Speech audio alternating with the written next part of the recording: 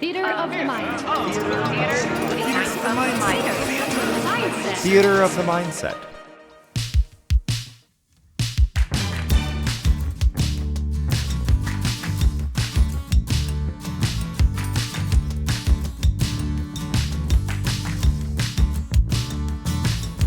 Last week on Can't Do Anything, our first-time counselors arrived at camp and were individually greeted by the owner, Mazoga Broadhorn. Mazzy informed the crew that they needed 30 campers to pass their questing ritual this year in order for the camp to keep their funding and stay open.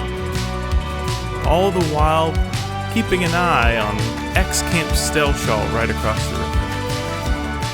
To end their first day, the whole staff met at the Spirit Tree for some bonding around a bonfire, and Eleanore ended the evening in a beautiful little song. We're going to pick up the next morning.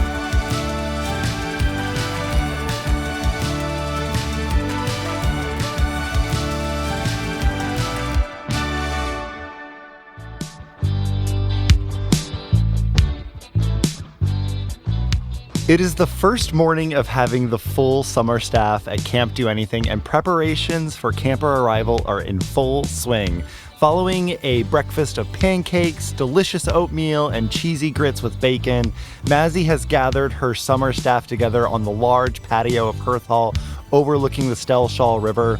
The 5 of you are situated in front of various sized and species of dummies that are laid out on the ground. They have like little cushions in their chests for you to practice your chest compressions on.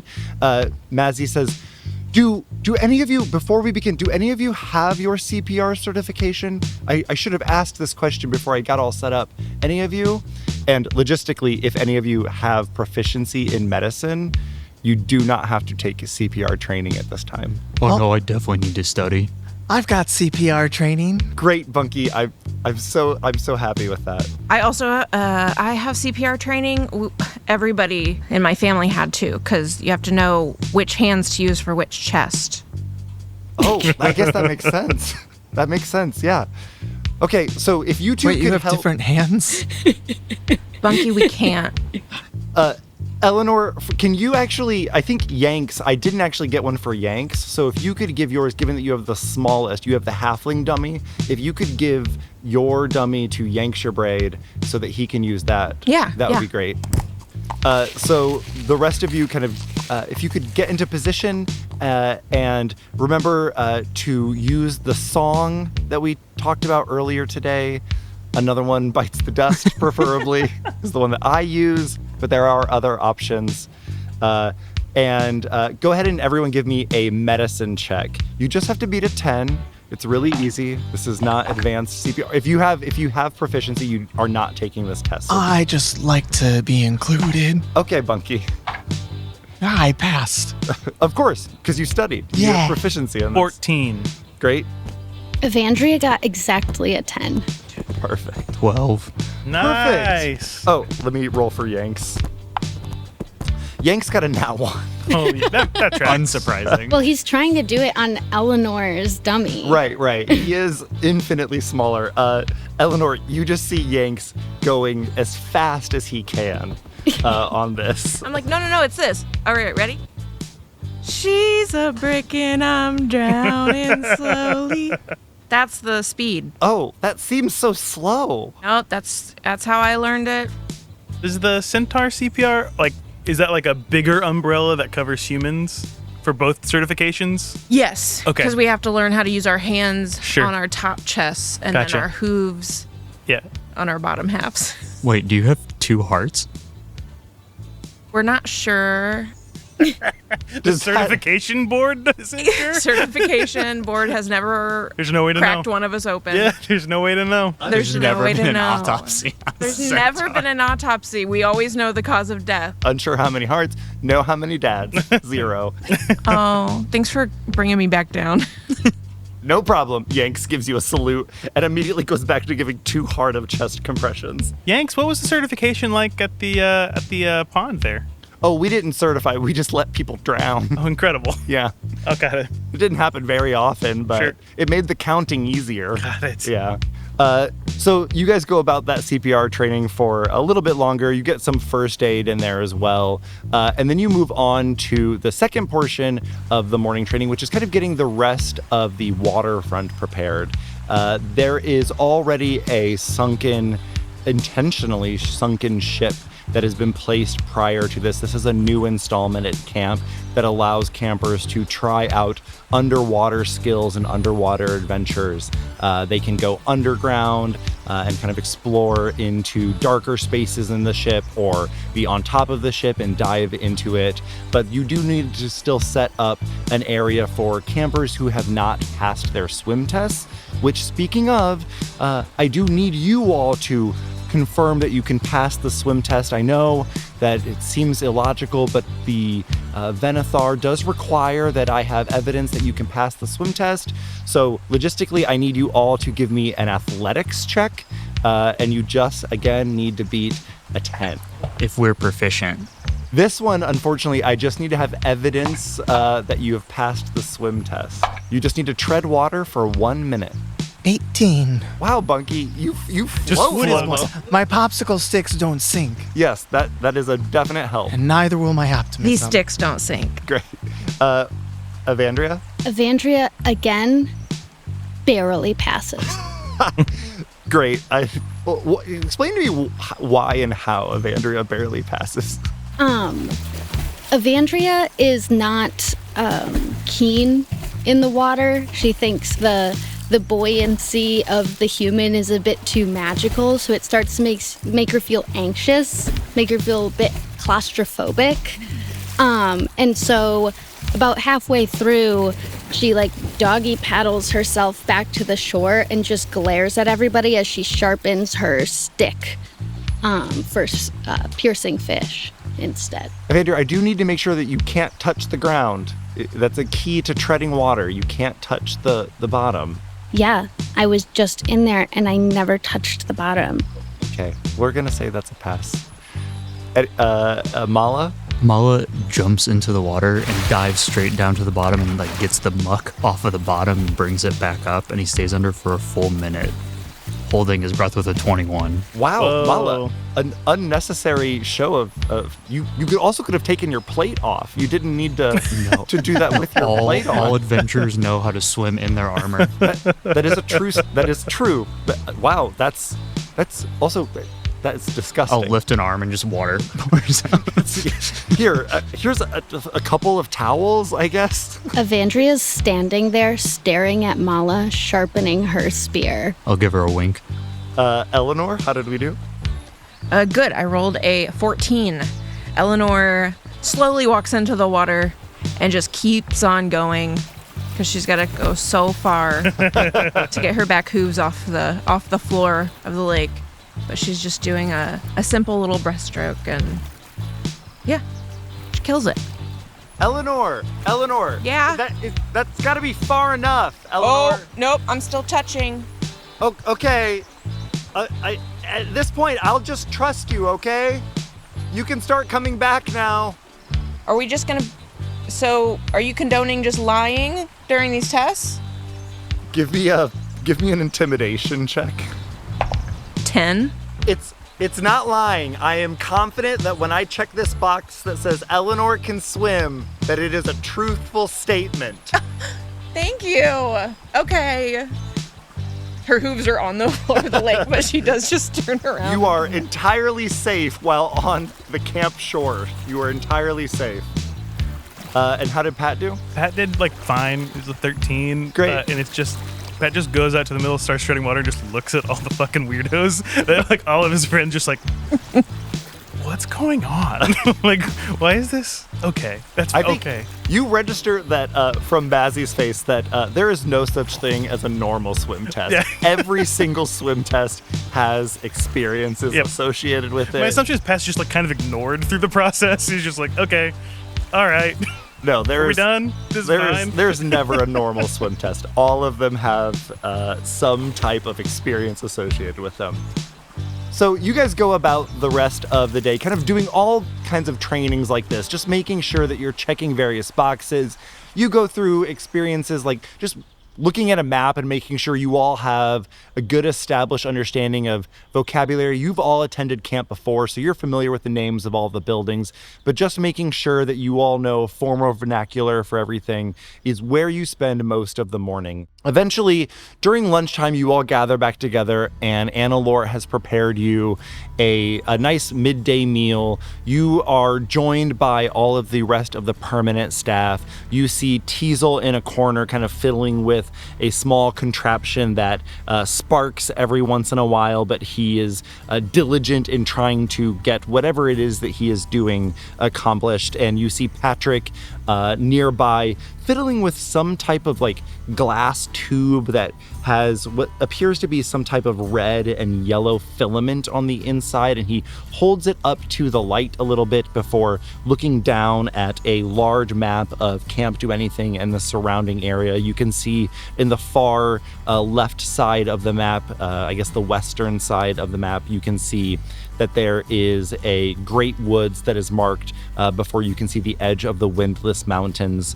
And he is kind of comparing the filaments inside of the glass tube to the map itself before kind of attending back to the light that it passes through. Eleanore hands you the various lunches that she has pre-packed for each of you with particular treats in mind. And she says, "How was the rest of your morning? Did it go well?" Swimmingly. Nice. I see what you did there. Incredible. That was good. I saw you. I could see you from swimming from out here. That was quite impressive. See the sun shining off my armor? Yeah, it was. I didn't know that they required you to have your armor on during that. That's impressive. Mala, that's quite impressive. Can Pat do an insight check? Has Eleanore ever been married or have a partner? Give me a perception check. I don't know that would be an insight. I was like check. looking for a ring or that would be anything perception like for that. sure. Perception would be a 16 on the die, and that would be +0. So it'd just be a 16. You don't see any evidence of that, and I think from your previous experiences, you've never seen like a picture of a paramour on a desk or anything like that. She doesn't shine longingly a frame of anyone in a corner. Sure. Nope. Eleanore seems quite content tending to the hearth that she has created for herself. Pat is trying to figure out where Eleanore learned to cook soul food with the accent she has, because everything that she has cooked since we've been back has been barbecue, grits, and so Pat's gonna figure it out. She really likes she really likes an open flame. Yeah. That's for sure. Yeah, that's definitely a part of that. She likes a good barbecue. Yeah, we passed all the certifications. I think we're good to go. After you have had a moment to eat, you see that Mazzy comes from outside. She was finalizing a couple of things on her end, and she kind of gathers you all and says, "There are a number of things that I would appreciate your help with this afternoon, but I think we're going to have to split up. I think Wendell could use some help with a couple of things related to something in the bucket, and Patrick could use some help with some things in the Great Woods." And Wendell kind of gets up and moves over and says, "Yes, I was wondering if I could get some help with a little bit of an investigation. I've had a moment to tinker with some things and could really use some additional help with that. So if any of you could take a minute this afternoon to help me, I would greatly appreciate that." I love tinkering. I wouldn't mind doing some stuff with the bucket. Yeah, that sounds good. Oh, great. I think 2 is probably sufficient. Great. Patrick kind of comes up and says, "I have a couple of things I need help with this afternoon in the Great Woods, and I definitely need more than 2 people, so it's nothing too dangerous, but I would definitely, if you have a chance, go back to your cabin and grab your weapons.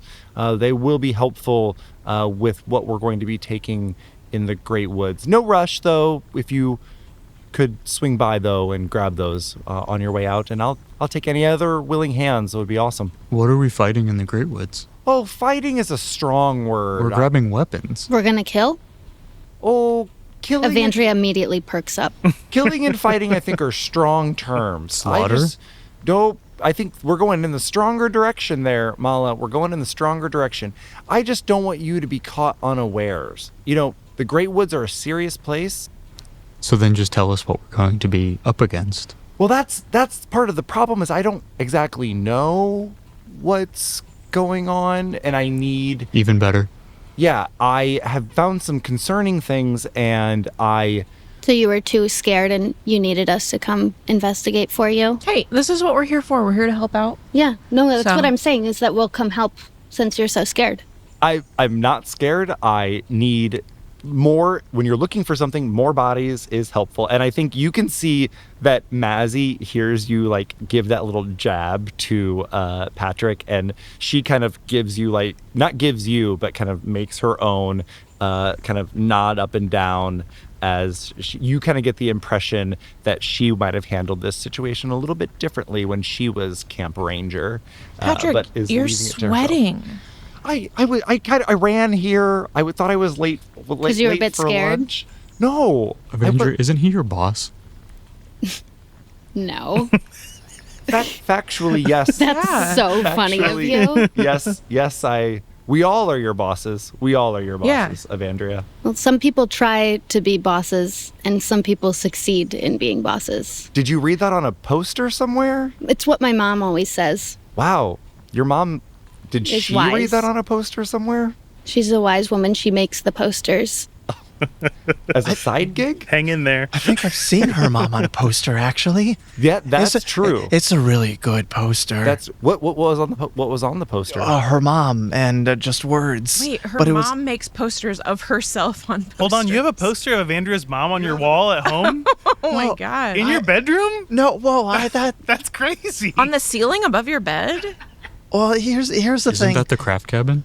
No, No, I have he my has his own. own- I have he my has own his own. cabin. But I in have- your personal home, you have a picture of I didn't say that I had one. I just said that I've But seen. do you?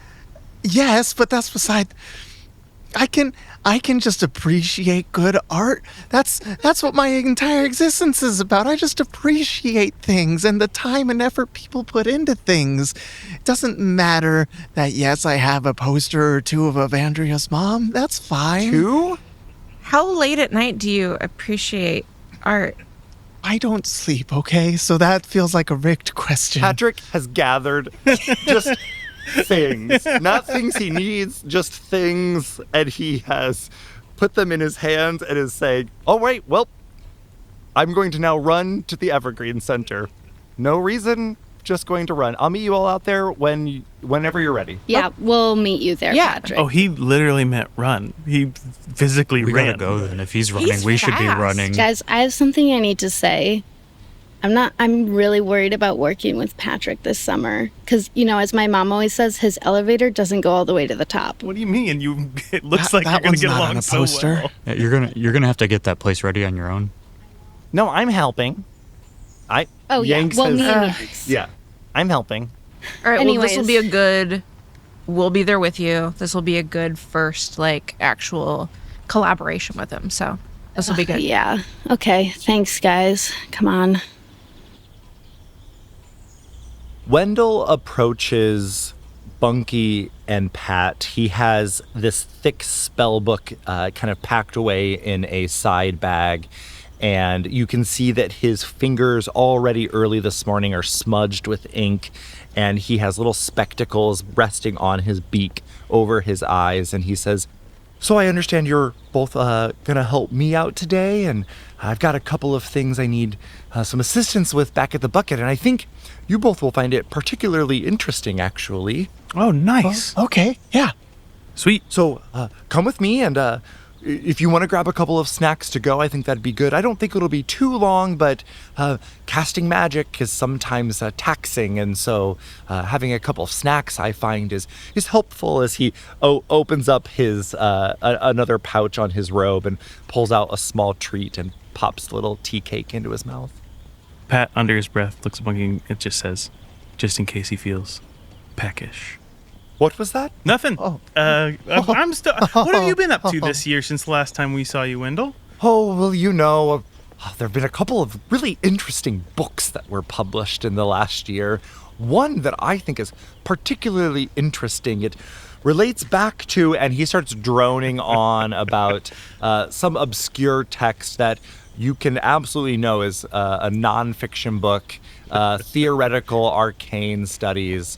Bunky, go ahead. Bunky is plastered to this Yeah. conversation.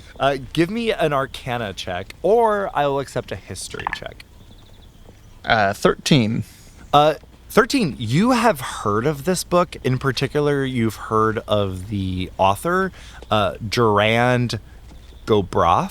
He is a author of particularly enchantment magic, and his particular area of study with a 13 has to do with long-term effects of the Gaius spell on the minds of people who it is cast on. So pretty high-level stuff, and also pretty tangentially related. Like, it's not actually about how to cast the spell. It's like what happens to a person's brain after they've been Gaiused for like 7 years. So pretty articulate stuff. Can Pat make a roll to see if he understands any of it? Yeah, go ahead and give me an Arcana, or just give me a flat intelligence check. It's a 13. Okay. You definitely are familiar with the spells. You've heard of the person. This is a very well-written professor from the Venetharan University of Arcane Arts. The actual details that he gets into, which particularly happens as he like turns away from you as he's talking and leading you all to the bunket, definitely I think go over both of your heads. Yes, the Gaius, yes. Absolutely. That's interesting. It is Yes. interesting. Interesting doesn't even begin to cover it. There Okay. are so many. Oh, I'm sorry. It's Pat. okay. I don't mean. It's okay. It's fine. This is just so fascinating, and like these are the kinds of things that I would love to dig into more. Oh, you're interested? Absolutely. I suppose well, I don't want to assume that Pat's not interested as well. I only have one copy of the book. Not everyone can rent it out at the same time. We'll arm wrestle for it later. Oh no. Please do not arm wrestle for a book. I don't have wrists, so I don't know how those rules apply to me. You just need an arm. Well, okay. I have 2 of those.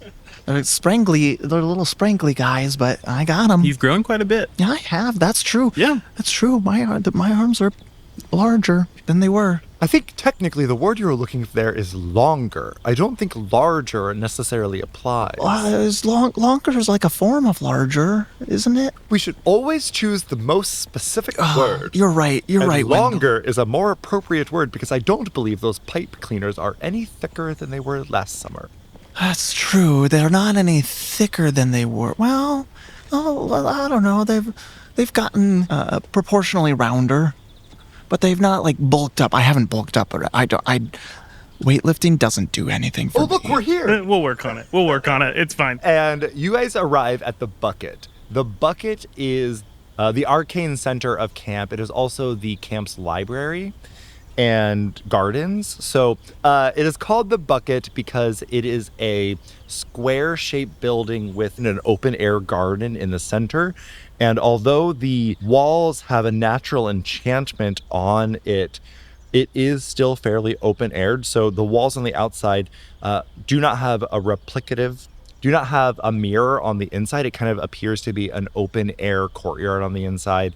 And the enchantment keeps a lot of the moisture and extreme weather out, but on a particularly stormy day or on a really humid day, it gets called the bucket because it often can feel quite damp on the inside and uncomfortable. As you all approach, the outside has large windows and a few doors that you can enter in on. There are gardens on the outside for some of the larger vegetation like bushes and small trees. But once you open the doors, you are immediately greeted by a familiar sight that you all have seen before.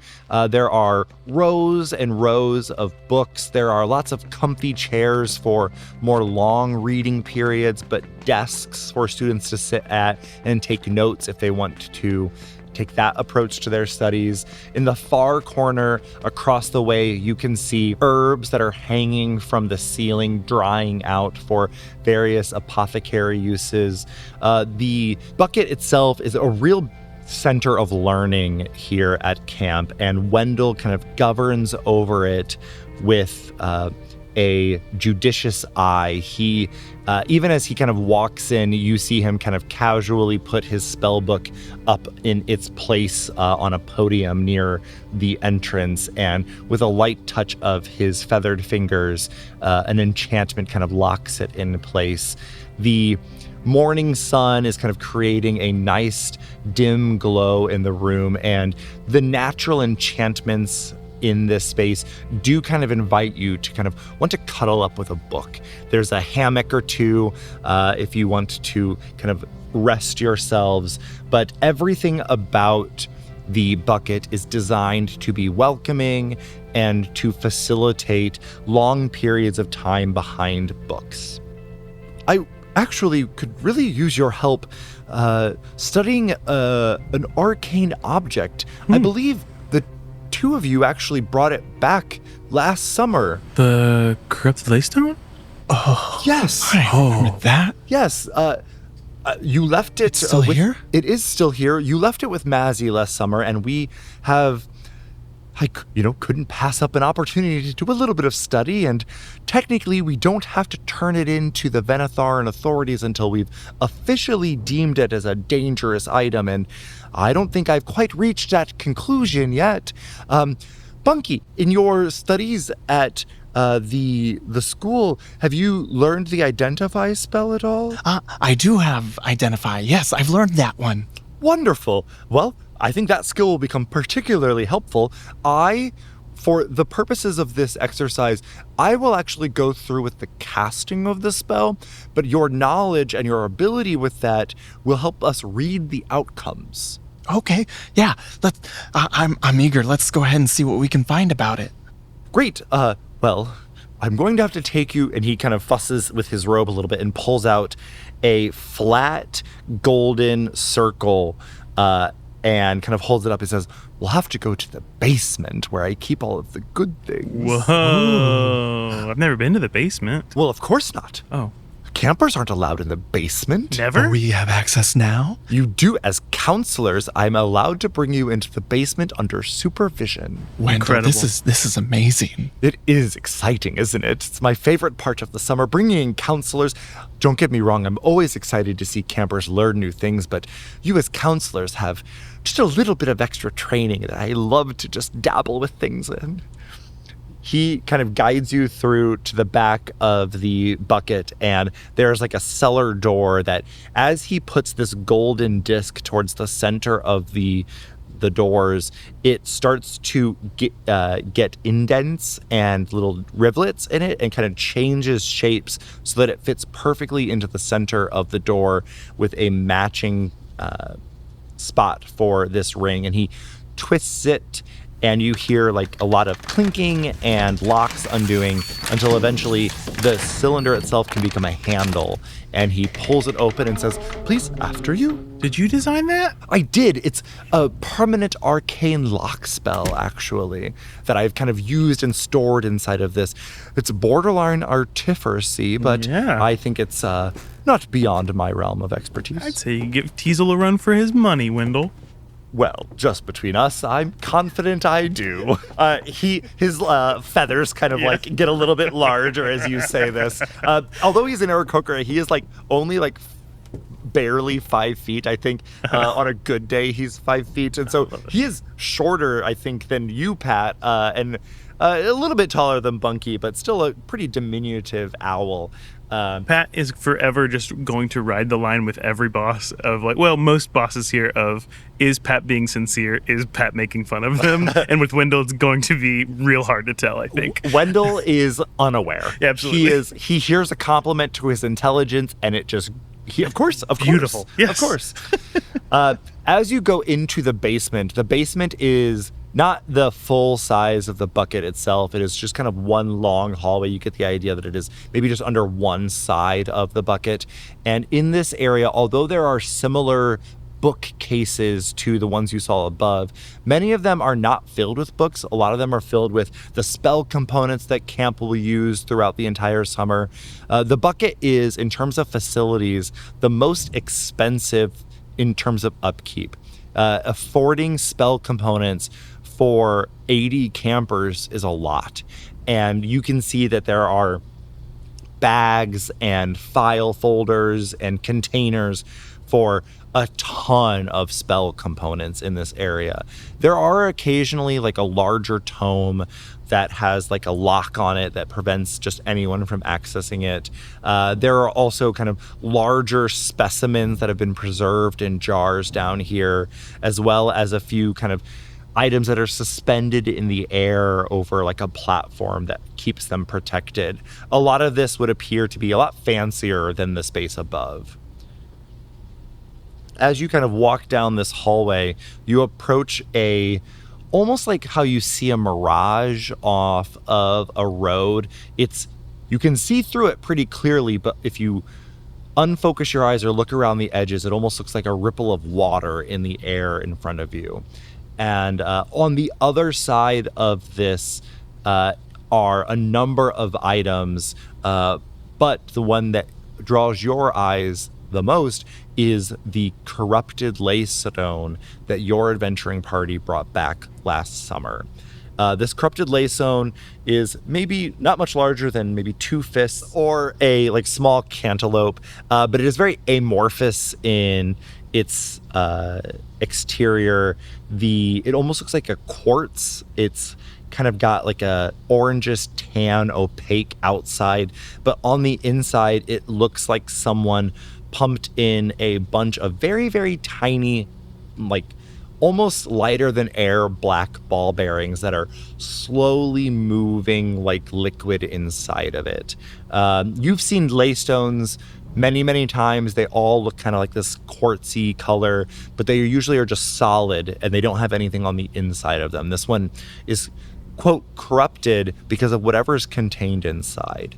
And he kind of moves through the arcane barrier. What do we roll? Pat was...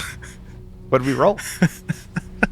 Pat was doing a perception check to see all the things he noticed and to see if he actually caught Wendell moving through the barrier. What'd you get? I got a 4. There's so many things down here. I think Pat runs into the barrier. Yeah. Following Wendell. He goes through the barrier quite easily, and then you get to the barrier, and absolutely, it is a solid wall to you. Pat. Please! Did you not see the shimmer? Sorry. I just saw. Telltale shimmer of a magic circle. Yeah, sure. Oh, I'm sorry, Pat. I should have warned you. I guess I just thought it was not for all of us. I thought we would all be able to. Got it. Yep, that's my bad. Yep. Give me another perception check, both of you. It's 8. 11. Great. He grabs the leystone and moves out of the magic circle that is protecting it and all of the other, apparently much more important items on the other side, and brings it over to the small pedestal not far from where you both are standing here in the basement.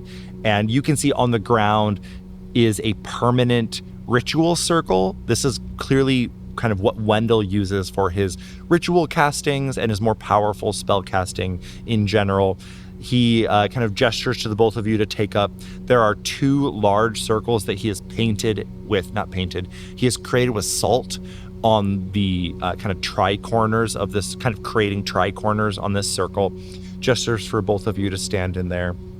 And he says, I'll be casting an advanced form of the Identify spell. Every previous time I've used the Identify spell, I have only been able to actually catch the leystone itself. And, well, I don't need an Identify spell to know this is a leystone. I mean...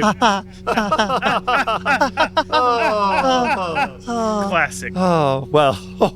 sorry. This more advanced version of the identify spell that I've been working on should be able to get through that layer and get to the things inside and hopefully get us a little bit more of an understanding. However, I've run into a problem where I have had to focus on the identify spell and not been able to read the output itself. So I would appreciate the help from both of you to kind of understand and read the outcomes of the identify spell, if you will. Great. That starts Absolutely. stretching. Oh, are we stretching? Oh, he starts like individually moving his fingers only, which is what you would stretch if you are doing arcane magics. You see him like doing vocal warm-ups as well as he like massages his neck a little bit, taking on, moving the particular parts of the craft that he is used to using. Bunky looks at Pat stretching and kind of like, oh, and raises his arms above his head and kind of like unwinds his pipe cleaners and then winds them back together. Oh, Very cool. fascinating. Well, shall we begin? And he takes out a small, slender wand that he holds between his forefinger and thumb and begins to articulate in the air runes that start to form as almost these thin, almost hair-thin cuts in the air that begin to glow and glimmer larger as the runes that he paints in the air really start to take on the effect of the identify spell. But he is going much further than that, almost taking it to another degree. There's more depth to his runes in the air. There's more vibrancy where previously there would not have been. And as he begins to do this, small flecks, almost like dust in the air that you can see in like the sunset light of a window, begin to appear and circle around the corrupted leystones standing on the podium in the middle of the circle. And these flecks begin to rotate around the outside of the leystone, kind of hovering in the air until they almost comprise a orb or a sphere nearly 2 feet wide around it. Both of you go ahead and give me an Arcana check. 24. 17. Wow, impressive, both of you.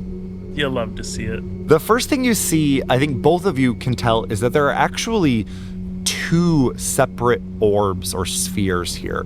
One is rotating clockwise, and the other one is also rotating clockwise, but at a slower rate. It takes you a moment, I think, to sort out the 2 spheres, like the set of dots that comprise one sphere and the set of dots that comprise the other. But kind of given that you're both familiar with the outputs of an identify spell, it doesn't take you long before you pick up on those. Pat, with a 17, the outer sphere that you see is a magic jar spell.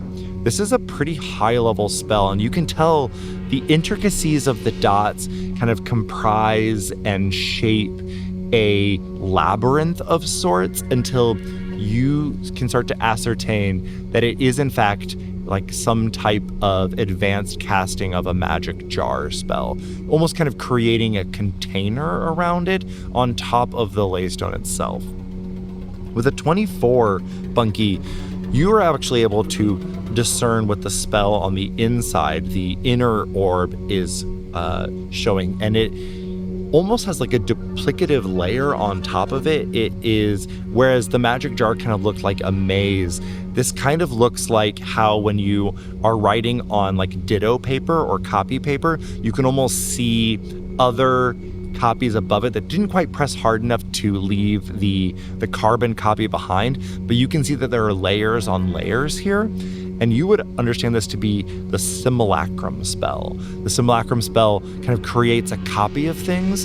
And so the way the spell is presenting in the identify spell, through the identify spell, is this almost carbon copy appearance of the spheres around you. Magic jar, magic jar. I know this one, I know this one, I know this one. Magic jar, magic jar, magic jar. It's a magic jar, it's a magic jar. I'm getting something. I'm getting a simulacrum. There's 2 things? Two things? Yeah, Interesting. That would you can see that Wendell has like a lot of focus on, and he is hearing the words that you are saying, but he gestures to some pads of paper that are over on the side for you guys to grab and start jotting notes down, because he is focused on maintaining the spell and isn't doing a lot to kind of process the things that you guys are saying.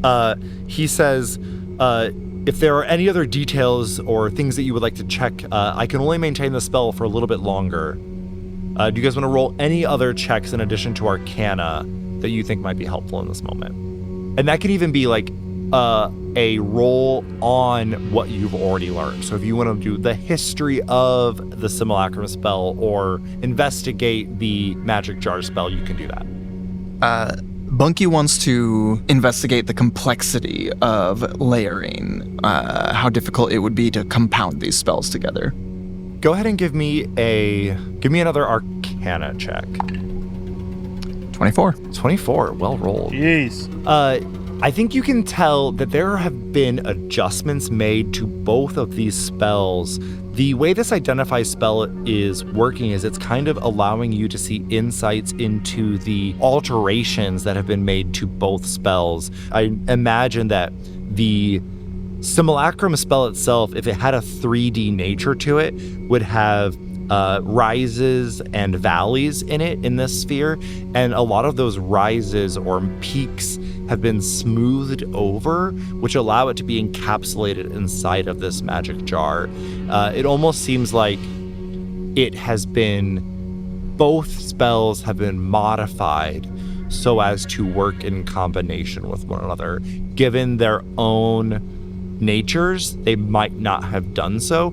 An advanced spellcaster, similar to the way Wendell has altered the identified spell, has altered both of these castings so that they work in combination.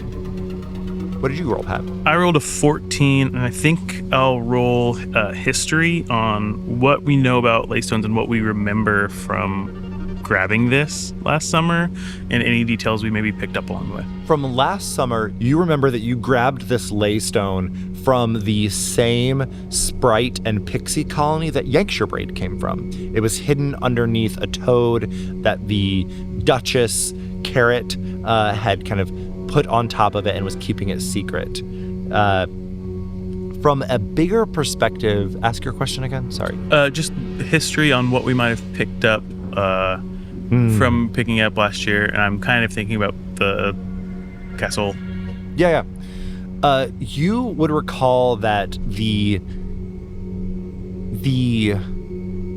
leystone itself resonated with a presence that you found inside of the Sealor Chateau, which is this castle that was well outside of campgrounds, and you encountered several creepy crawly skeletal creatures inside of this castle, and while the leystone itself did not come from there, it did seem to resonate with a lot of the energies inside. And you all dropped this leystone off with Mazzy last summer and did not provide a lot of additional context, so that connection would be unknown to Wendell, and might be interesting to provide him with that additional context.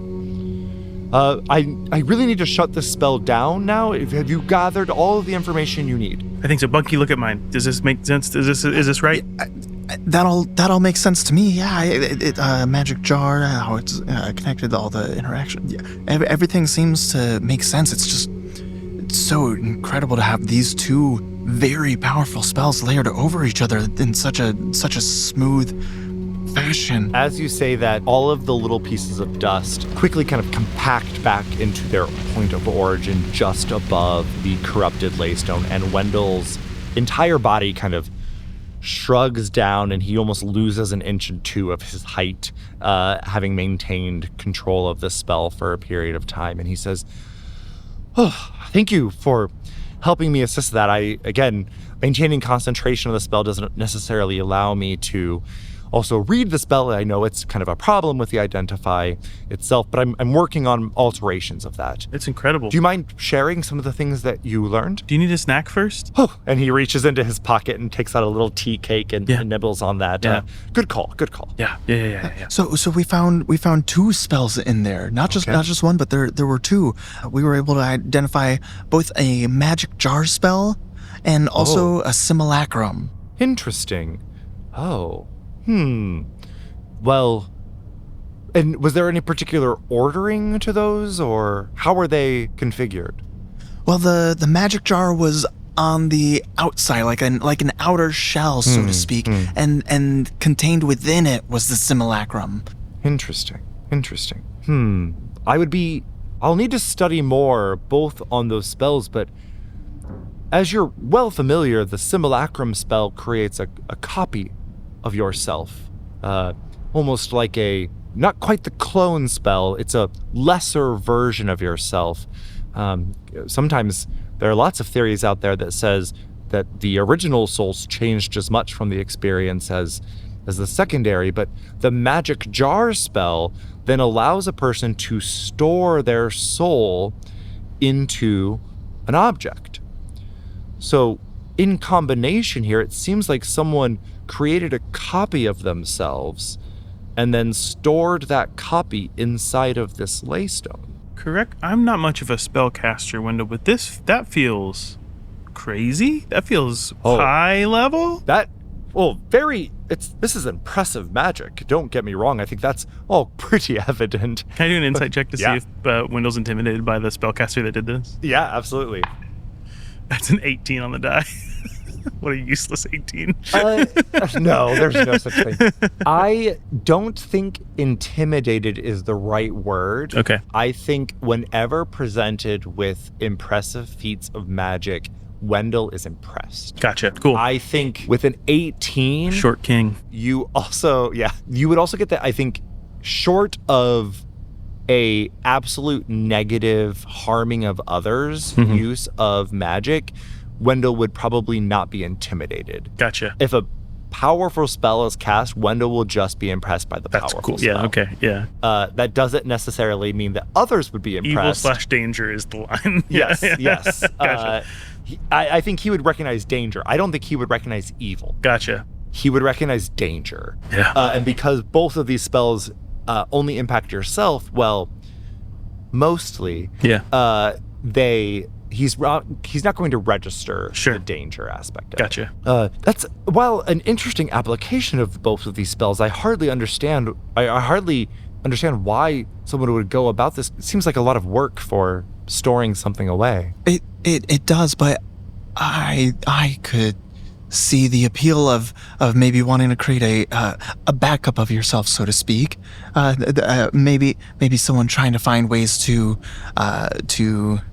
maybe cheat around death, or trying to keep themselves hidden or stored, or find other ways to hold on to their life in case something were to happen.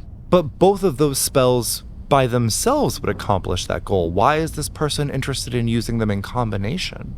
That's a really great question, Wendell, and I don't know. This is all very new and very fascinating. I would be more... Bunky's eyes are kind of like... his googly eyes are kind of like shifting back and forth as he's considering all the implications. I would be very eager to explore this with you in more depth. We'd have to make particular appointments. This is not something we can really do with a lot of campers around, so we'll have to make sure that whenever we do study it, the campers are preoccupied. I understand. Yes. I can look into some things on my own too, and try to come back with some more ideas, more applications, and more theories as to the purpose of the combination. That's interesting. So we found this under a toad, which feels weird now that we know it's crazy high magic, like complicated magic. We found it where Evandria found Yankster Braid. It was with that same pixie at the Toadstool Court. Seems like Yankster Braid might have some information about this. They were hiding it. Yanks was hiding it, or the court was. Oh, so Yankster Braid might not know a lot. I think Yanks only cared about leaving the court. Thus, the relationship. He did not apply to work here, so it's interesting that he's here, but maybe fortunate. Maybe. Fortunate's a way of thinking about it. He and Evandria are kind of connected in a way, it seems. Tethered, maybe. Yeah. They've got something going there. Yeah, there was some magic there, actually. Come to think of it, there was some magic there now that I'm remembering. She kind of went off in a tree and talked to Yanks, and Community's tether went awry. And I'm not sure what happened there, but now where there be Evandria, there be Yanks? Interesting. And you found this of the toad and then just thought to bring it back? Got hairier. No, there's no hair on this. Ooh, Classic. Have you thought about doing stand-up? Oh, no. Me? Have you thought about it? Stand up, like, on a chair? Yeah. Oh my gosh. We've got He to hops get up on a chair. We've like, got to the get little you in front of the float. campers doing like a routine. My goodness. I can talk to Mala, I suppose. Absolutely. Mala's in charge Schedule of 'em. evening. Book 'em. Evening activity. Who needs a bard? Who needs a bard? Who needs a bard? Things that and he points to a book called Who Needs a Bard by Wendell, draft 2. What do you mean by hairier? things just got a little complicated, and we may have had to grab it and run in a hurry. It wasn't From the fairy court? Yes. Okay. We procured it. And then later on, my memory serves me correctly, we took it along our questing journey towards the Sailor Chateau. And that's when things got... It had some reactions. Yeah, It wild. was spooky. Reactions are important to note. Say more. I walked into a room and almost got charmed. Like I wanted to fall asleep and never wake up. And the room had like a rune in the middle of it and a bunch of skeletons that looked at me. A rune? Yes, a rune. Do you think it's possible to recreate this rune? Was it reactive? I could not. Oh, I remember the rune. We could. I could absolutely recreate that for you. Yeah, I'd be happy to. Give me an Arcana check. 23. Jesus Christ. He hands you a sheet of paper and a quill and ink. Please, if you could do your best to recreate the rune. I won't. It's been a year. I imagine it might be quite a lot, but go ahead. Bunky curls his fingers around the quill and kind of like crushes it. He's not very good with this type. Could I just do it in the dirt for you instead? I suppose, yes. He kind of closes things up, takes a minute or two to dust off the salt circles that he's created so that no one can activate his magic circle without him present, puts the leystone back behind the magic circle, and takes you guys upstairs, locks the door, and takes you upstairs and presents you with a patch of dirt. Now, Bunky bends his pipe cleaner fingers into the form of the rune, with two lines going down and curving out, along with a slash through the middle, and then with his other arm doing 3 dots, one on either side and one underneath the arch that was created. Go ahead and give me a Constitution saving throw. 3. As you finish the final dots, you feel a sickening push, almost like when you kind of reach the top of a roller coaster and your stomach kind of lurches up as you kind of take the first plummet, except instead of going upwards, it's like pushing, you don't have innards, but pushes what you kind of perceive to be yourself away. And in that same instance, you take 3 points of damage. Whoa, what's going on? And Wendell takes his wing and like immediately moves the dirt and destroys the ruin. What just happened? Never. I understand that we asked for this. Please, Bunky, are you okay? Yeah, I'll be okay.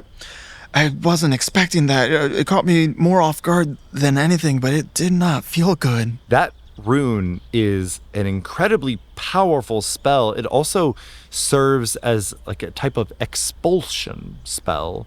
I imagine that when you completed it, unaware of what you were doing, you were unable to direct its energy at anything, and it might have responded to you in particular, Bunky, given your nature. I didn't know I needed to direct it. I thought since I wasn't giving any intention behind it that it wouldn't take any effect and it was going to be more artistic than actual application. He goes and grabs a tome from a nearby shelf, flitters through a couple of pages and presents it both to you. And you see it has on it the delayed fireball spell on it, which I believe is an 8th level spell. And he kind of uses his wand to show you that a portion of that spell, the rune, is located in the larger rune of that spell. Whoa. Kind of like how a word comprises a sentence. The expulsion rune that you just drew is located inside the larger rune of delayed fireball. Whoa. He says this portion of the rune is actually what kind of pushes the original fireball spell out of this delayed fireball spell. So why would that be on the floor of a castle? I don't know. Huh. And you said there were skeletons in there? Yes, there were. We actually fought a lot of them. Oh. And they were real concerned about the leystone. I think this goes without saying, but please do not return to the Sailor Chateau. It's outside of campgrounds. Absolutely. But dangers happen on questing rituals, so I can't fault you for that. But let's keep the visits to the Sailor Chateau to myself and Mazzy for the time being. We'll take that portion of the investigation further. I appreciate, Bunky, your offer to do further investigations on the corrupted leystone. I'm happy to work with you on that. And Pat, if you are willing and interested in joining, I won't stop you from there. But please stay away from the Sailor Chateau. If they have portions of this spell written elsewhere, I fear that they might have full renditions of this spell listed elsewhere. Sure. Understood. Speaking of going a far distance, and he puts that larger tome back and grabs a bag of small little clinky things and hands it to you, Bunky, and he says, I'm responsible for divvying these out. These are your warble marbles.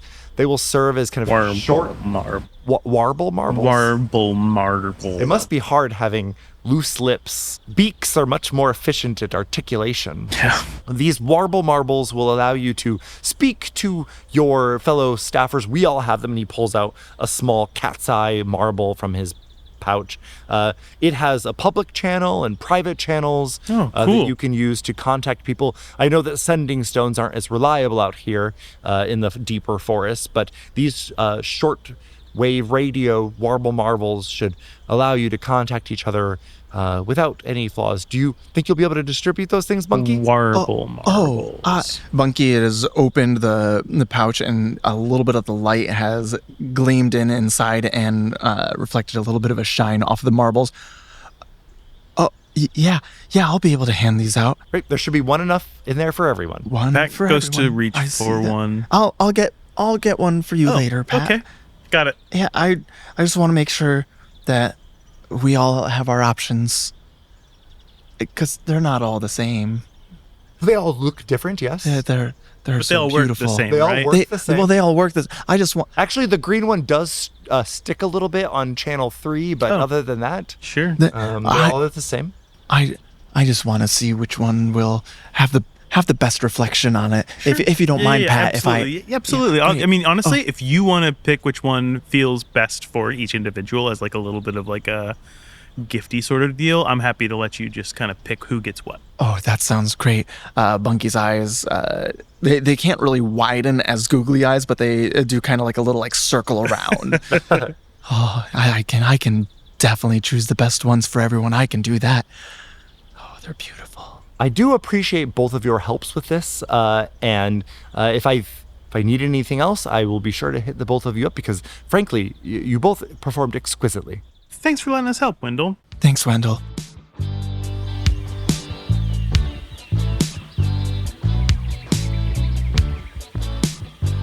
You all approach the Evergreen Center and Pavilion. It is this large building that is nestled up against the Great Woods. You can see trees, thick forests next to it. There are large one-way windows on the Evergreen Center that allow people on the inside to see into the woods without disturbing any possible wildlife. There are various pens set up that allow for Patrick and whatever staff members are assigned to the Evergreen Center this summer. It is Evandria, to tend to various animals that sometimes are there permanently, sometimes are there only temporarily if they are injured, to tend to them. There is also a stable that allows for a couple of horses to stay. There is a large roost where Patrick's griffin stays as well. The Evergreen Center is always a bustle with various animal life. There is a pavilion that serves as a druidic hedge for nature magic as well, nestled just inside of the Great Woods themselves. The wood is mixed with large pieces of stone, and there is an intricate magical system that just as dusk hits will alight the area with a soft, warm glow. But it's not dusk now, it's midday, and you all approach as the sun kind of hits its zenith and the summer heat is beginning to really catch on. You see Patrick out. He's got his sleeves rolled up, and he kind of gives you all a wave. Oh, hey!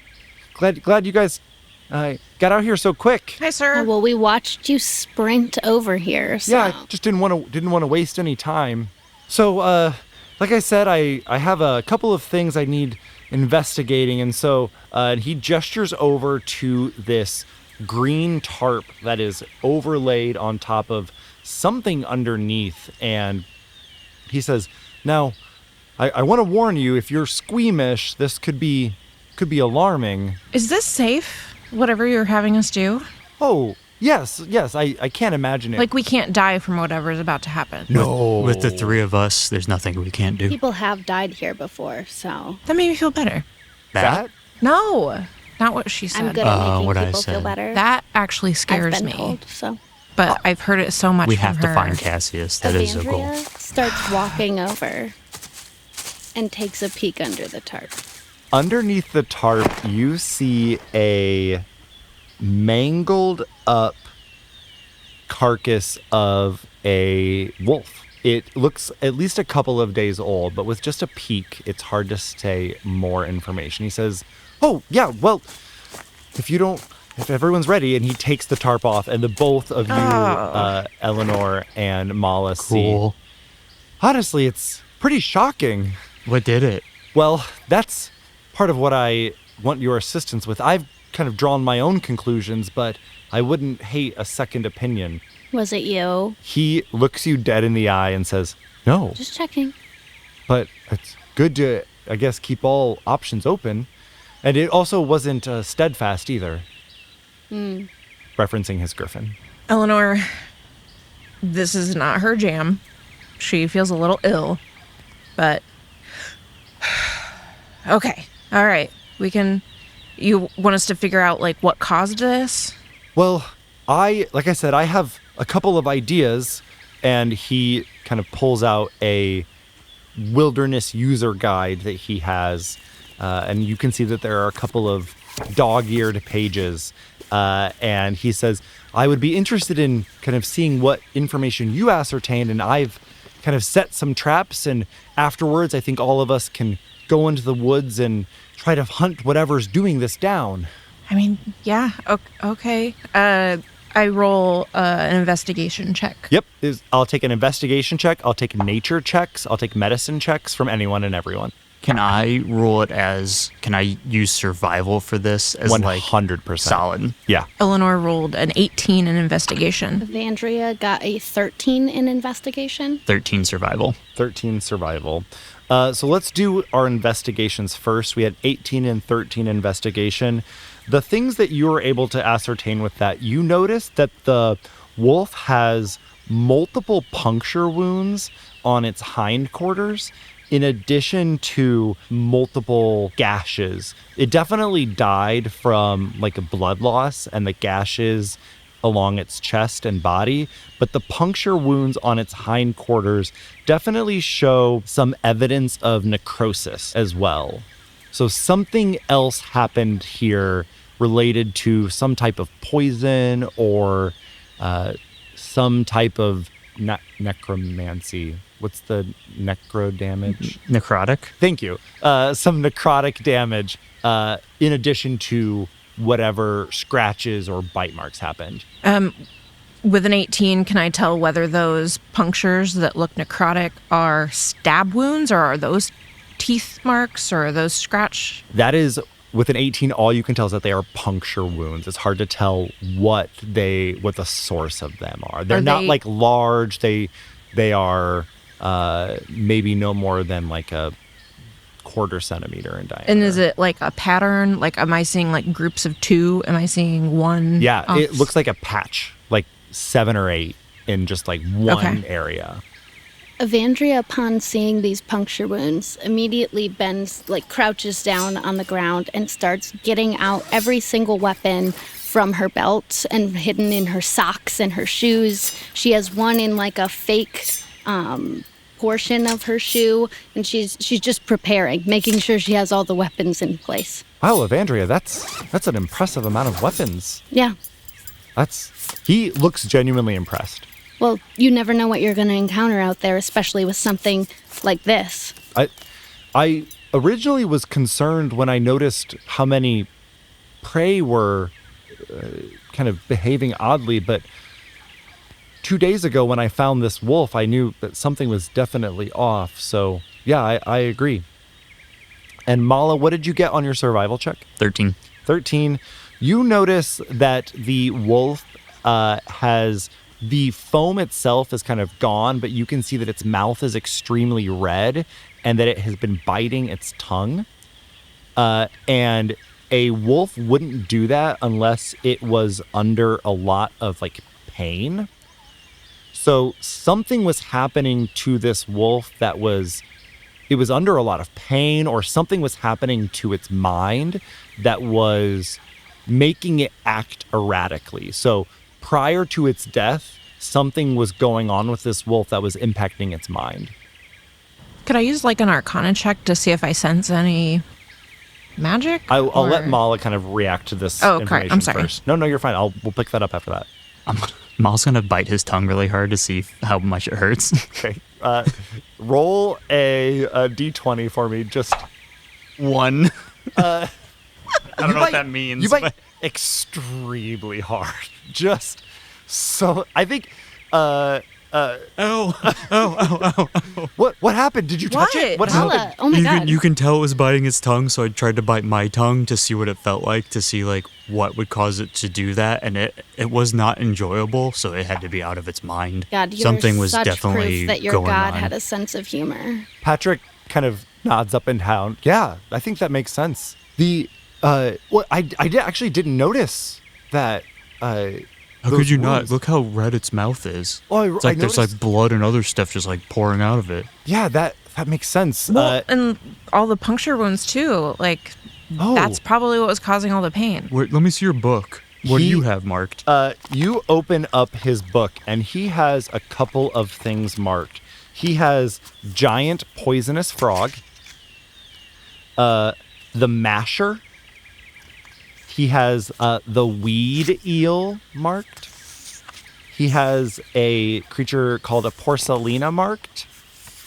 And he has a creature called the ghast marked. It's definitely not a porcelina.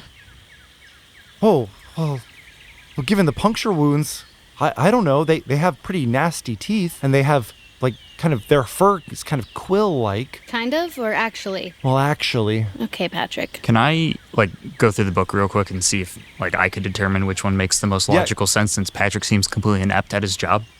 Yeah, give me a relevant check. I'll take survival or nature with advantage, since you have his little handy Boy Scout book. 14 survival. 14 survival. I think you can definitely knock out the ghast. It's more of a ghost-like creature. Poisonous frog, they do have like horns, like small horns. So that is a viable option, given all the information that you have. Weed eels are not probably going to be what you're looking for.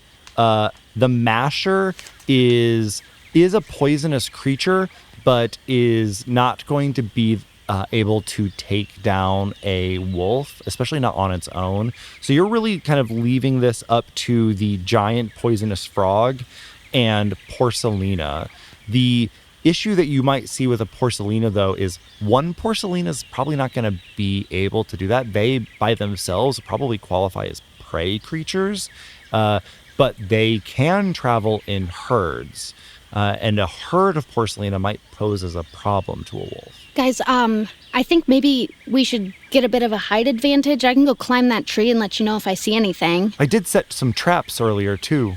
Oh, perfect. Are we able to observe the traps? I could take you to them. Perfect. Yeah. Also, I want to go back to Eleanore. You had requested an Arcana check. 17.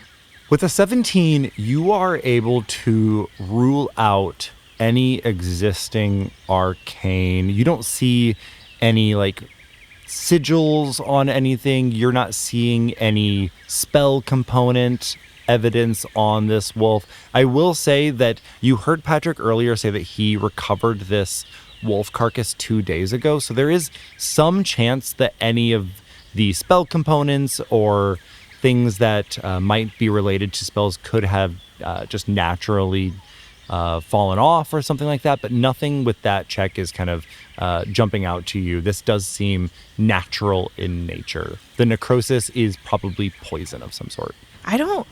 I'm looking and I don't see anything that could be any magic related. Patrick, when you found the wolf, did you notice anything that maybe wasn't just, normal poison or physical damage? Anything magical? I did consider, I had the ghast as a possible predator in this situation, although it seemed kind of unlikely. They tend to hunt more intelligent prey, while wolves are themselves quite intelligent in comparison to animals. I don't think that the ghast themselves would necessarily hunt one out. I didn't want to entirely rule it out as an option, but I also kind of came to that conclusion. Okay. But all I right. appreciate your checking. It shows that I think we've kind of covered all ends. Yeah, the book says it's not going to be... It's probably going to be the porcelina or the giant frog. Okay. Should we go check the traps, I guess, that you've set up, Patrick? I think that would be good. I like Evandria in the trees, though, just in case they're still out there and they possibly, sneak up on us. Yeah, sure. She immediately scampers up a tree. Give me an athletics check to tell me how that immediately goes. 17. Yeah, you make your way up a tree. The three of us start to make our way down a trail that is very easy to navigate. This is the beginning. Oh, Is Yanks here? Sorry. Yanks is not here. Okay. Nope. Good question. He is... you get the idea that Yanks is going to avoid any amount of actual labor that he can, particularly when that labor puts him in any sort of danger. He did things like the CPR training because he thinks that's fun and novel, but outside of the realm of novel experiences, he's probably not going to be doing a lot of work. Okay. We'll never see him actually giving CPR.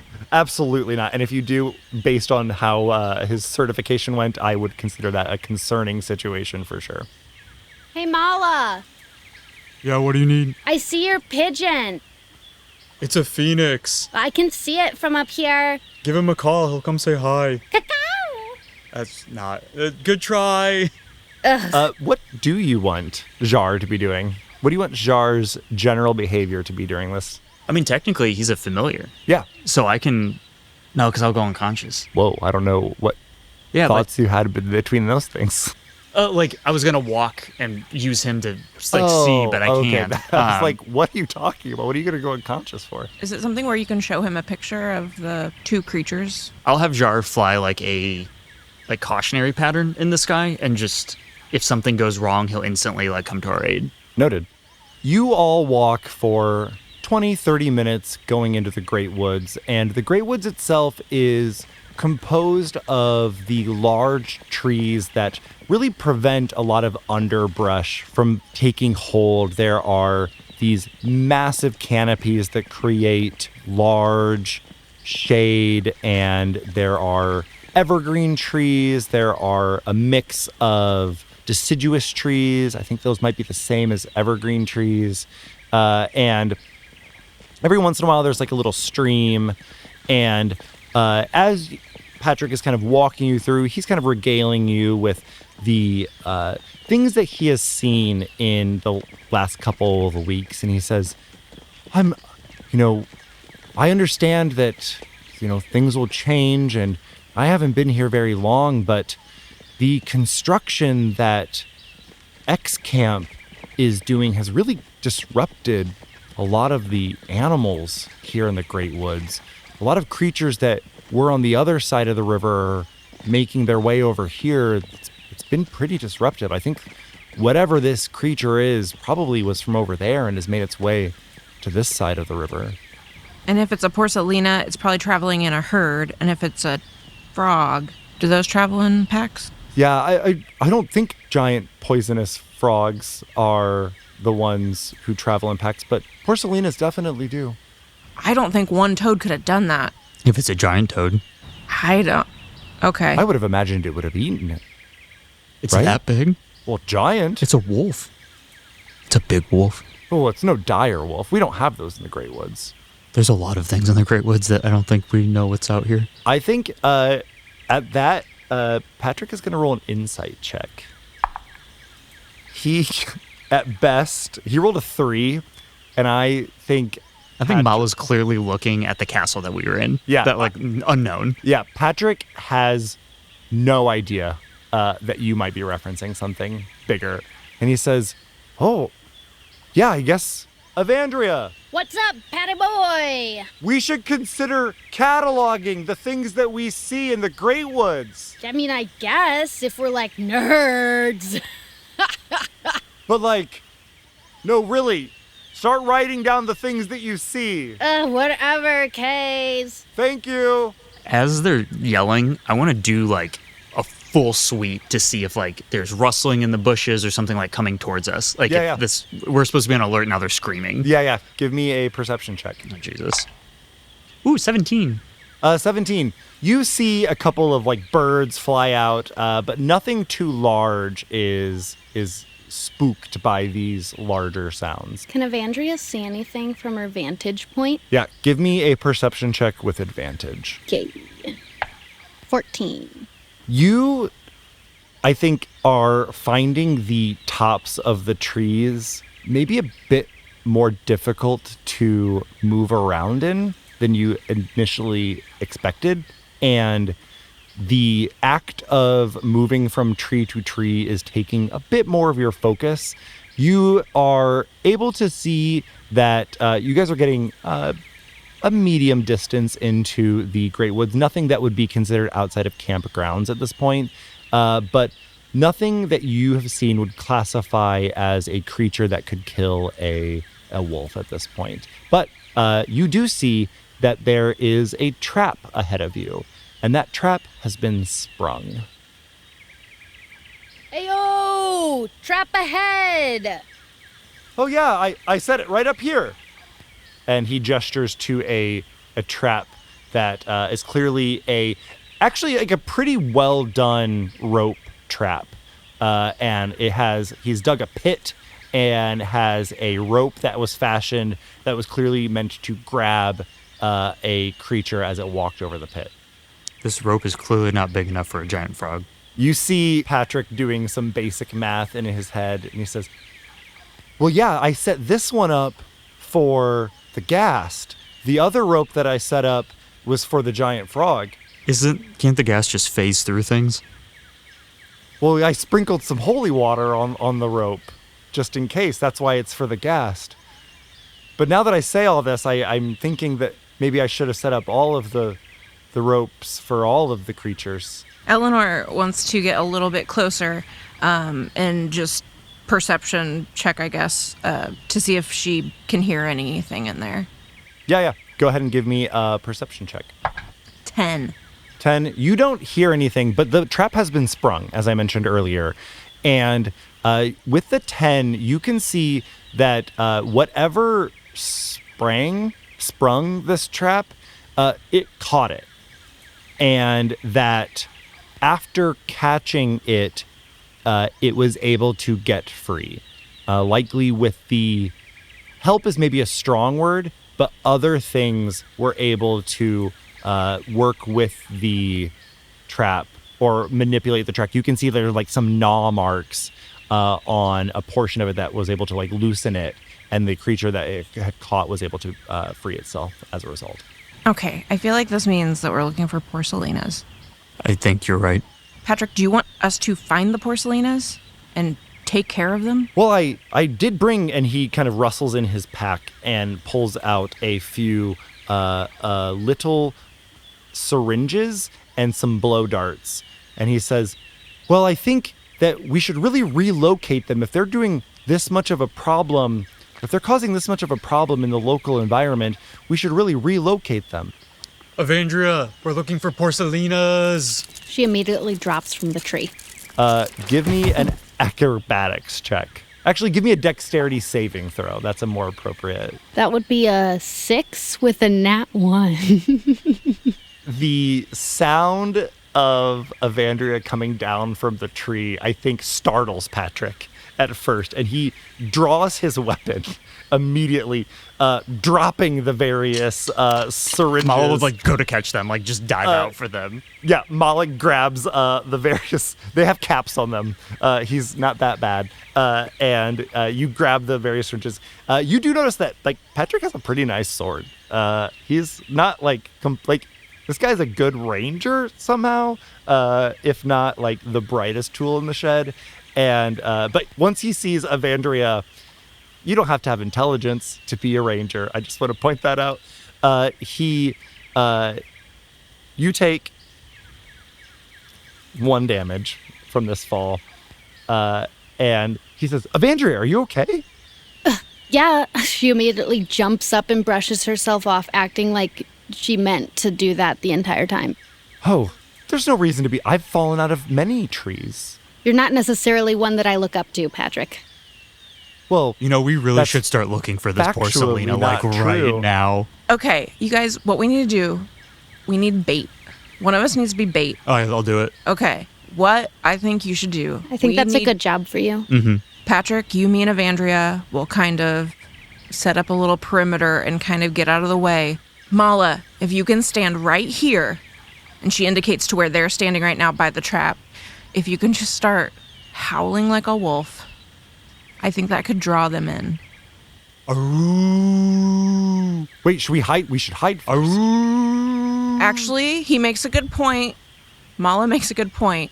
Who else can howl? I can howl. Patrick raises his hand. Yeah, let's hear it. Okay, Patrick is bait. What? That was a much better howl. Oh, thank you. You're going to be bait. He can howl and I'll just be standing there. If that's I guess since I you have the am- Yeah, syringes. and, much and maybe more for some well-armored. vantage, I could get on your back, Eleanore, and ride Okay. you. Yeah, I'll allow it. He hands each of the 3 of you a blow dart, and kind of looks to you, Mala, to pass out the syringes. Yeah, I'll hand everyone a syringe, including Patrick. He gets one. There are many syringes. I want to be clear. Okay, everybody gets one. You have like a little belt full of syringes if you're Evandria, and says just one quick application of these should take down any creature, poisonous frog, porcelino, whatever shows up. I made a pretty catch-all here for that. So So we should take off all the caps. yeah, take off the caps Okay. first. Yep. Do you have any tape, Eleanor? I have rope, twine. A real woodland tape, woodlandman's tape. Woodsman? A woodman's tape. The rope, a woodman's tape. Can I borrow some rope? I have some in my hair. She immediately I just need a lets little down bit. a piece of her hair with her small chunk of rope. I'm going to take a syringe with rope and wrap it around so that each of my gauntlets have a syringe on the front of it. So I Oh, can just nice. like punch Great. the syringe into something. Great. Ooh, that's a good idea. I take my woodman's tape and I attach my syringes to a couple of arrows. Great. Love that. Don't fray my rope, Mala. You guys, we all get set up, and Patrick is going to start howling. Mala, you are setting up as the physical bait, and a period of time goes by. You also see that Patrick hands you just like slabs of meat that he has as like. Kind of rub them all over myself. Oh, you could That's just not- hold them. No, yeah. just Okay. rubbing it Oh. on myself, Okay. head to toe. And we're going to roll a survival check.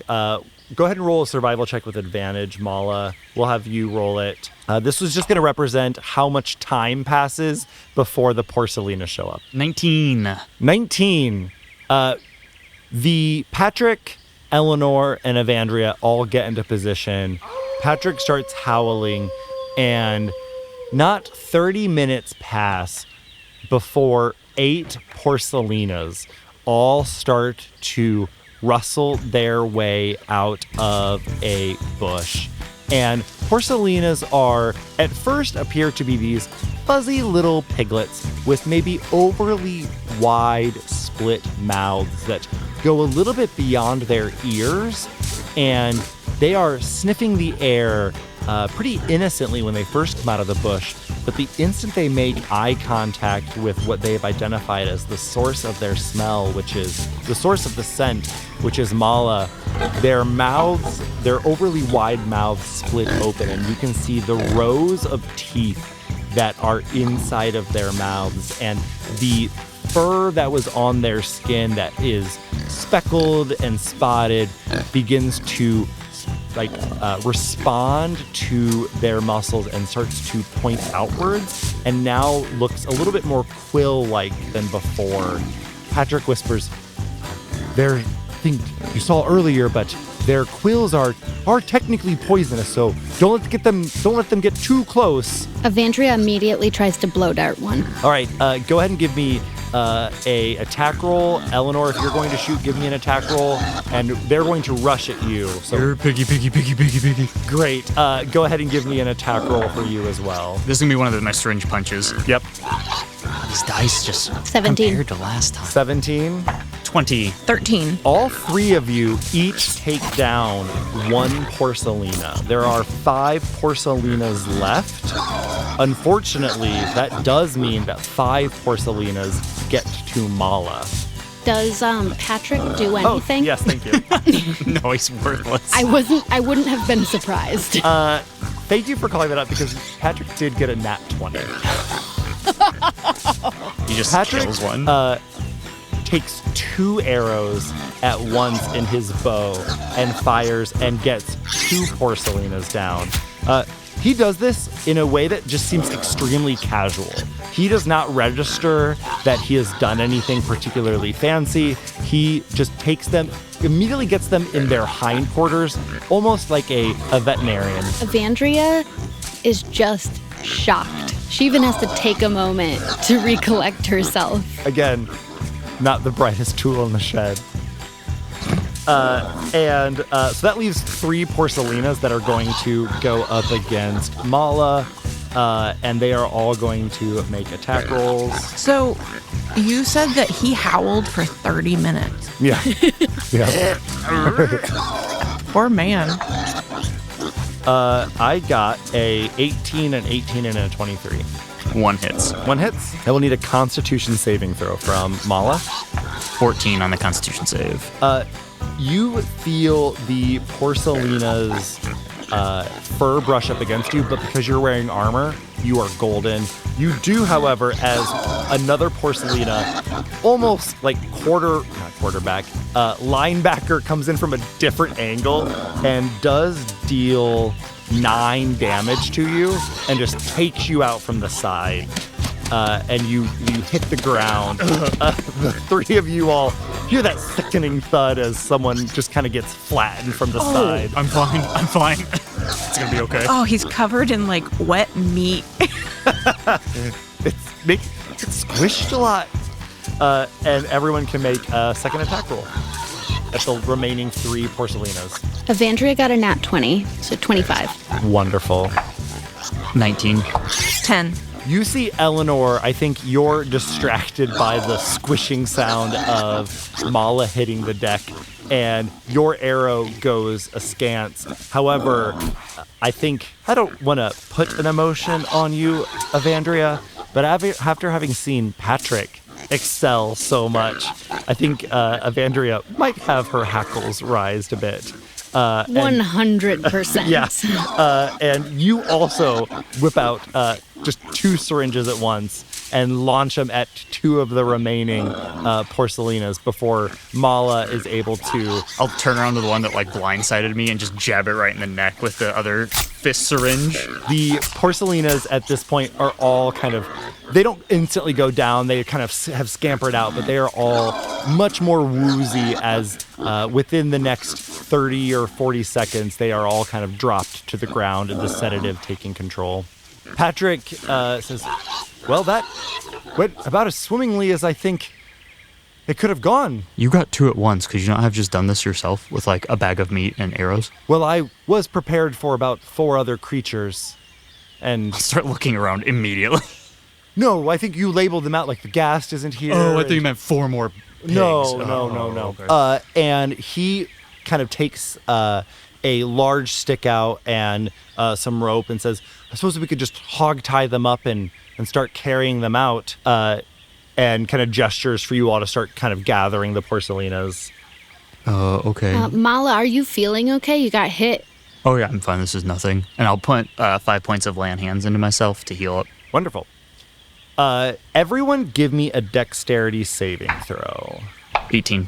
18. 13. 13 for Evandria. 19. 19. Patrick got a 7. Classic. Out of the bushes, a much, much larger porcelina appears. This is clearly what you have seen was previously described as like piglets, and that is driven home in this moment as this large porcelina with 2 tusks coming out from the bottom of its mouth comes barreling out of the bushes and absolutely takes Patrick out from the knees. Ooh. He full scorpions it. The backs of his feet hit the top of his head as the stick flies out of his hand and the porcelina barrels away. What did the 3 of you do? I'm going to charge up a firebolt and launch it at it. Okay. And I pull out my machete. Okay. Evandria just stands there looking down at Patrick with her arms crossed. Great. Go ahead and give me an attack roll with the machete and give me an attack roll with the firebolt. I'm not good with magic yet. I got a 7. Unnatural 20. Wonderful. I think the fireball, which misses, does drive the mother porcelina directly into Eleanor's path. And what do you do, Eleanor? Okay, she's much bigger than I thought. So I do just kind of like close my eyes and swing. You hear a sickening sound, and this is not a sedative situation. She's asleep. She's asleep. As the porcelina is immediately put down, and I hope these piglets were weaned. you hear Patrick go, oh, and he is holding his side where 3 quills have definitely embedded themselves, and he says, oh, this is bad. There are... No, I've read about this. You just got to rip them out, and I'll just pull. Oh, my God. You pull them out, and that is the thing to do in this moment. And he says, thank you, Malas. 2 Malas? 3 Malas? Oh my God, somebody stick your wallet in his mouth so he doesn't start biting his tongue. Can I check to see if he's poisoned? Yeah, give me a medicine check. That's a 15. Yeah, he is. You have done a lot to stifle the more extreme reaction to the poison that he might have succumbed to, but he is definitely he has the poison condition and is not going to be able to kind of handle himself in this moment. I can get rid of the poison if you guys don't have anything. Oh, I think I'm fine. Oh no, you are. No. I have a potion of healing. That won't do anything. Okay, I'm just gonna use my other 5 points of lay on hands, and I'll put my hands on the wound and like push in the divine energy. What does this look like? Hands will start to burn this like fiery white, like this pure white, as it spreads from his fingertips up to his wrist, and then as he presses into him, the fire goes into Patrick's body as it like cleanses away the corruption in there. You would not be aware of this, but the 3 malas that he sees all merge into one as the poisoned condition that he has is cured. He still has some damage, though, and the blood that he is kind of holding at his side continues to pour out. Eleanor runs up and uncorks her potion of healing and grabs his face a little too aggressively because she is like very anxious. No. Take it all. Take it all. Well, all right. She gives her potion of healing. that's cinnamony? Is that a thing that Oh, it's something Wendell and I have been working on. Interesting. Well, I feel better. And he kind of gets up a little bit and still clearly is like a little wobbly on his feet. Whoa. Well, can you guys get the porcelinas? I can get Patrick. Yeah, yep. 4-foot-tall Evandria says, yeah, of course. Well, he has duh. the stick. You guys can just drag it, right? Yeah, I'll drag them. Do we want to keep this mom? You killed it. The dead mom? Well, we could see what maybe caused them to go crazy. I'll drag some back. I'm sure Patrick already has a place set up at the Evergreen Center. Maybe Eleanore can make some type of jerky or something. Oh. Sounds delicious. Evandria perks up. I'm fine. Nope. And I'm gonna do the fireman thing where I lay him down and I roll him over my shoulder and pick him up. All right, let's go. You guys head back to the Evergreen Center. It takes, again, another 30 minutes. And upon arrival, you, Evandria, are aware of where the first aid kit is and get everything situated. And the vibe inside of the Evergreen Center is exactly what you would expect. There are small little containers and aquariums, some filled with water for aquatic creatures and some that are more dry for small lizards and salamanders. There are various taxidermied animals that are larger that give campers an opportunity to see what some of these more dangerous creatures might look like. And again, there are the one-way windows that allow you to observe some of the creatures of the Great Woods without disturbing them. You can see Steadfast. Patrick's griffin is munching on a ram that he has fed it over the past couple of days. And on Patrick's desk in his office is that same glass tube from before. Previously, the filament inside was a yellow and green, but now when the light hits it, it is a bright, bright red. Patrick is sitting across on a small little couch that he has in his office, and he has a washcloth on his forehead, and he is kind of fanning himself, and he says, I really appreciate your help with this. I think by tomorrow I'll be able to rehouse those porcelinas a little bit farther away. I think I've got a good idea of where they could go, that they won't bother anyone or any other creatures in this area. I really appreciate your help. Eleanore walks over to the desk that has that tube thing that he had been messing with earlier, and from afar, she could not tell what it was, but she does get closer, and she again wants to inspect it, and might be a separate roll, but also look at any other stuff that's on his desk. Yeah, go ahead and give me an Arcana check with advantage, since you are really taking your time with this and have looked at it before. 17. This is a weather fork, and it is used particularly you can spin it and it makes a radar essentially. So it does have purposes standing on its own, but it can spin to give a more detailed map.